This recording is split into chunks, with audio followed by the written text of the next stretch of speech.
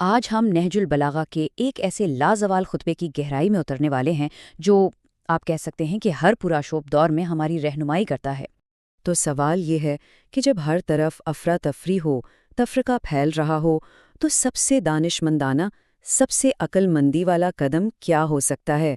یہ ایک ایسا سوال ہے جو ہر دور میں، ہر زمانے میں ایکچول رہا ہے۔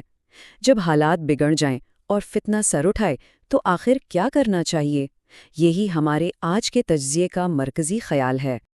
اچھا، تو اس خطبے کی حکمت کو سمجھنے کے لیے سب سے پہلے اس کا پس منظر جاننا بہت ضروری ہے، کیونکہ یہ باتیں کسی عام پرسکون وقت میں نہیں کہیں گئیں، بلکہ تاریخ کے ایک انتہائی نازک اور فیصلہ کن موڑ پر سامنے آئیں۔ تو ہوا کچھ یوں کہ پیغمبر اسلام صلی اللہ علیہ وآلہ وسلم کا وصال ہوا۔ اس کے فوراً بعد، جیسا کہ اکثر ہوتا ہے، ایک سیاسی خلا سا پیدا ہو گیا۔ حالات بہت، آپ کہہ سکتے ہیں کہ نازک تھے، اور اسی موقع سے فائدہ اٹھانے کے لیے ابو سفیان امام علی علیہ السلام کے پاس ایک پیشکش لے کر پہنچے۔ ان کا مقصد کیا تھا؟ مسلمانوں کے درمیان پھوٹ ڈالنا۔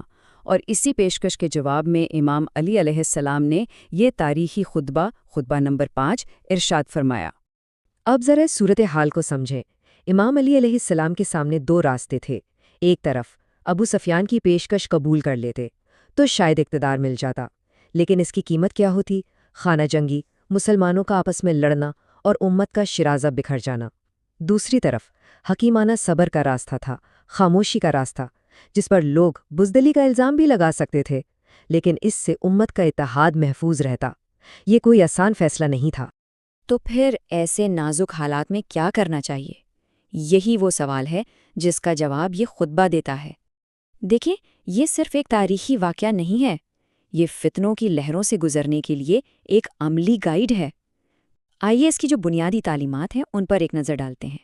اس خطبے کا جو نچوڑ ہے نا، وہ ان 4 اصولوں میں ہے۔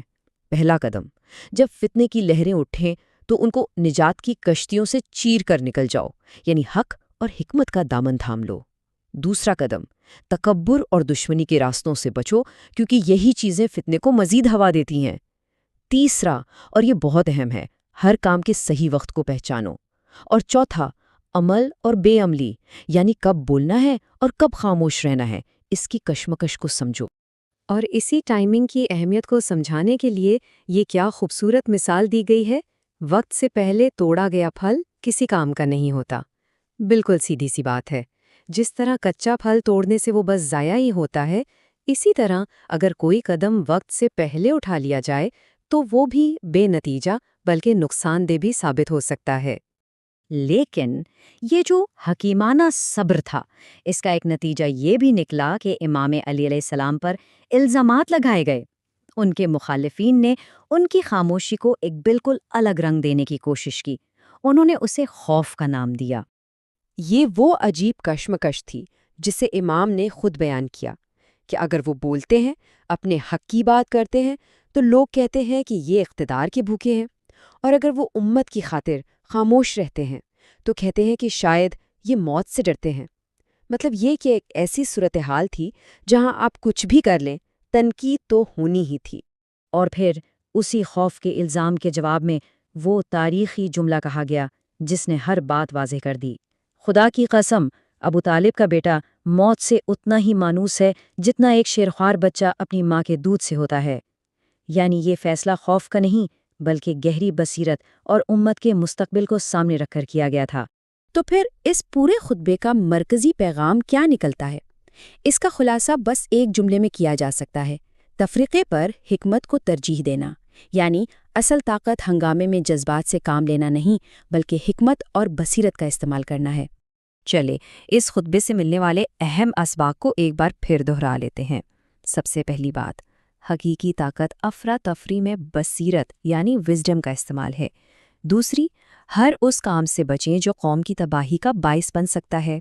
تیسری، اپنی ذاتی خواہشات پر امت کے اتحاد کو ترجیح دیں۔ اور چوتھی، اور شاید سب سے اہم، صبر کو کمزوری نہ سمجھیں، یہ ایک اسٹریٹجک خوبی ہے، ایک حکمت عملی ہے۔ اور دیکھیں، یہ 1400 سال پرانی حکمت آج بھی ہمارے لیے اتنی ہی اہم ہے، یہ ہمیں سوچنے پر مجبور کرتی ہے کہ ہمارے اپنے دور کے جو تنازعات ہیں، جو فتنے ہیں، ان میں ہمارا کردار کیا ہونا چاہیے؟ کیا ہمیں بھی جذبات کی رو میں بہہ جانا چاہیے یا پھر حکمت اور صبر سے کام لینا چاہیے؟ یہ ایک سوال ہے جو یہ خطبہ ہم سب کے لیے چھوڑ جاتا ہے۔